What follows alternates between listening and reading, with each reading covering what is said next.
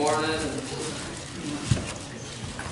I begin to think that the world's going to try to pull you one way, Papa, and God's going to be trying to pull you the other way. And no doubt there's some that think, well, I can do this and nobody will ever know. Brother Larry, The way it works is right. you know, there come a time, Papa, when I thought to myself, well, I can do this and Mom and Dad will never know. Yeah. Brother Greg, and then another voice will come to me, come Brother Josh, and say, well, somebody's going to know about it if you do this, Brother Mike. And I began to worry about not only what my parents thought, but I was worried what's God going to think if I do this, Brother Mike. And I'm telling you today why you can fool men, you can fool your preacher today, you can fool your parents today, you can fool your family today, then I'm telling you why there is a God in heaven that knows everything you do. He knows your very heart, He knows what you're thinking, why He knows everywhere you go today. And sometimes I know it's easy to let the devil come in, and get a hold of you for just a minute at a time. Even Ananias one time says that him and his wife went and sold some, Papa, and I guess they kept part of the money for themselves there. And here come some of those old apostles unto them and said, why, Ananias, why have you done this thing here?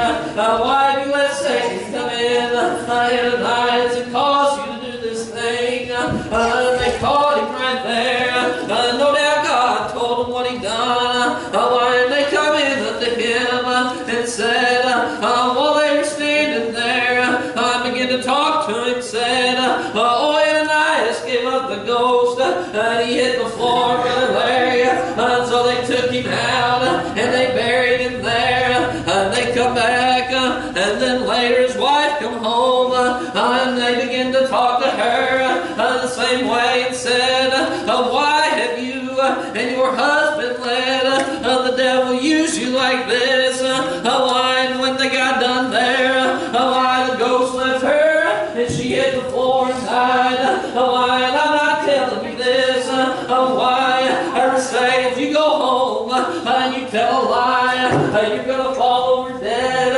Brother Thomas, I'm not trying to say that, but I want you to know, you don't know what God's got in store for you. You don't know when, why He's going to call your name. All I know is when I give up the ghost and I close my eyes here, I want to fall in His arms, Brother Larry. That's how I want to leave this world here. How you leave it is up to you. We don't know. Look around you. We've got a sickness on every hand. I've got buddies down here. I've got cancer right now. I got a buddy. I was just in the hospital. Couldn't figure out what was wrong with him. One of my buddies not too long ago, just right up the road, got hit. Left this world. A Christian man, Brother Greg. I'm telling you today, a Christian or not, you're leaving this world. I got news for you today. I'm not trying to scare nobody, but I do believe that there's a fear that's got to come over you.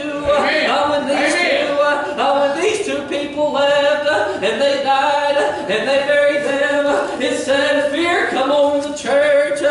People begin to get afraid, and then it says the apostles just began spreading the word there, and said multitudes of believers were added unto them, men and women, Brother Thomas, saying, why there was a fear come over me before I ever come to this place, why I begin to get afraid, and I'm going to lay down at night and think, if I left this world right now, why it's not going to be good. I got afraid of dying. and going to hell, brother. But then I'm telling you, why after that, when God comes in and He makes a change in you, why He'll cause that fear to move out and joy to move in. I'm telling you, why if you don't know the Lord today, you better be afraid, for you know not when your time's going to come. Why all I can say is that you need to be ready to go.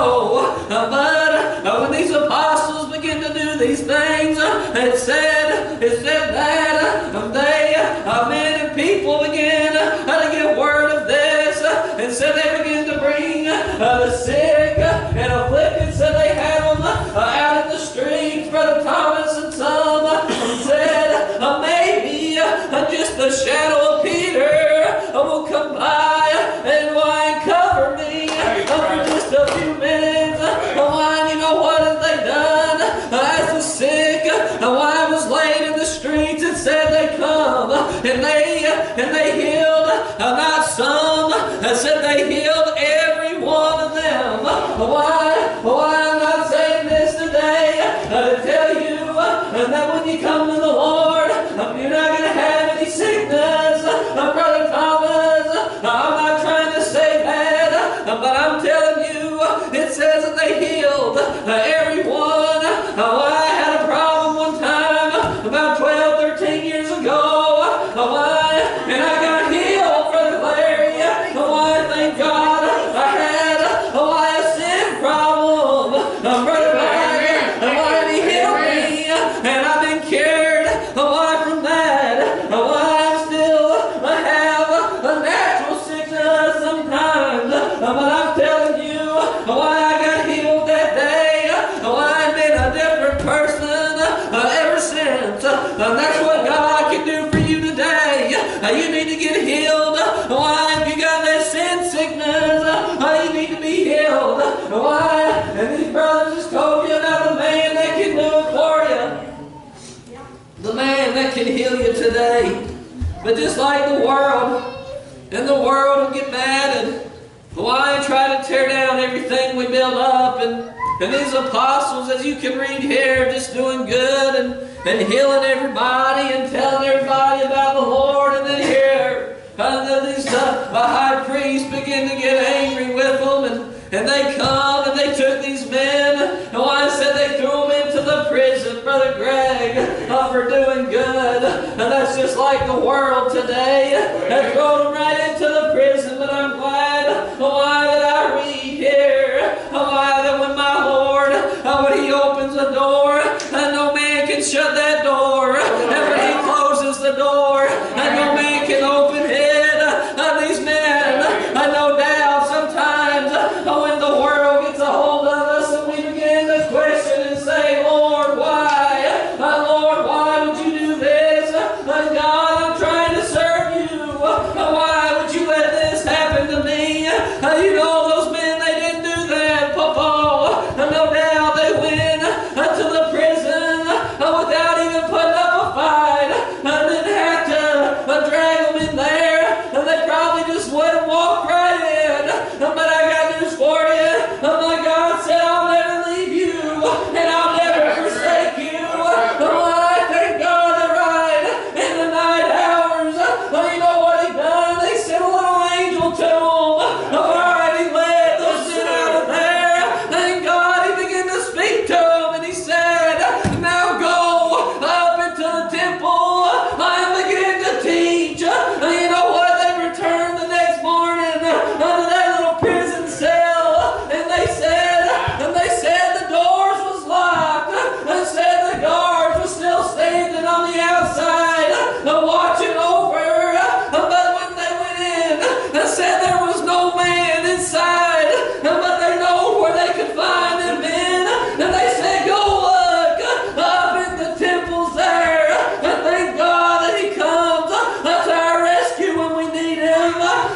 Maybe God sent a little angel to that little baby down there. I don't know, but I do believe that He watches over us today. Amen. Amen. And He took those men, let them right out of the prison doors. Maybe didn't even have to open the door.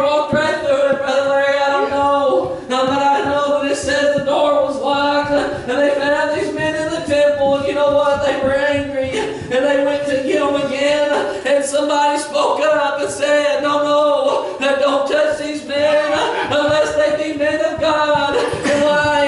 And they know something was going to happen to them, Brother Mike. And you know what? Why I begin to think about why when this happened here, and why some bad things come along, maybe we don't understand why, and yet these men, they just held strong. Went right back to the temple and they began to preach. And I thought about my buddy down there, Mark Reed, that doctor I told you all about, down there in Pikeville. Why he said that he had a colon cancer.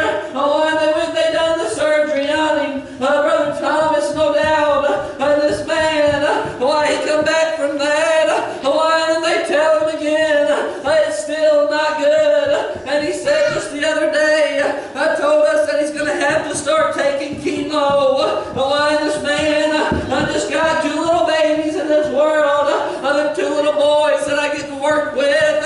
Why? And they tell him that, Papa and everybody else, no doubt, is feeling sorry for him.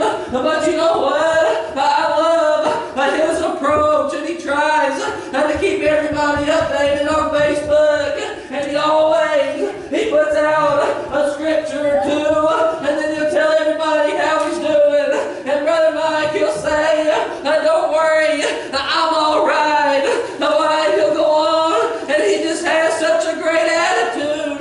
And he said, everything's going to be okay. And you know what? And that fear that I was talking about in the beginning, you see, he doesn't seem to have it right now, because he knows that if it takes a bad turn, and he's going to have to leave, he knows there's a man that's got his arms wrapped around him. You see, I love what my Lord said one time, these that my Father's given me, I've lost none. You see, he can hold you right in the palm of his hand. Why, if he's got a hold of you, there ain't anything the world can do to get you out. But he just got such a great approach, and you know, and he just stands strong in his faith no matter what comes. And you know, I believe that's the way we ought to be. You know, I was talking to his wife the other day, and I just told her, I said, you know, sometimes it's easy when everything's going good to have faith, and I said, but sometimes we need to be like the little 3 Hebrew boys was, and we need to be able to say, you know what, if God delivers me, why, I'm going to just serve Him and look to Him. But even if He don't deliver me, Papa, everything's all right, and I'm still going to serve Him. You see, that's the way that we need to be today. But why, I'm glad they begin to argue over these men. Why, and say, we need to do this, or we need to do that. But there was a man stood up in the midst of them, and he began to speak unto them, and he said, well, we don't need to do anything, because if this work here that they're doing could just be of men, then it's going to fade away. It ain't going to go nowhere. I said, but if it be of God today, we don't need to do anything with it. No doubt he was afraid. I'm telling you, why, if God be for you today, who in the world can be against you? Why, He's going to be there for us when we need Him. I believe that today. But if you're here and you don't know the Lord, I believe that you need to, that fear needs to set up, and you need to begin to think about what would happen if you had to leave this world right now. Where would you be? But I'm glad that God can move in, and He can touch your heart, and He can cause that fear to move out. Brother Larry, thank God for that. But if you're praying today, I hope you just keep praying. But be obedient to what God would have you to do. And I'm going to get out of the way. Let Brother Mike come. Well done.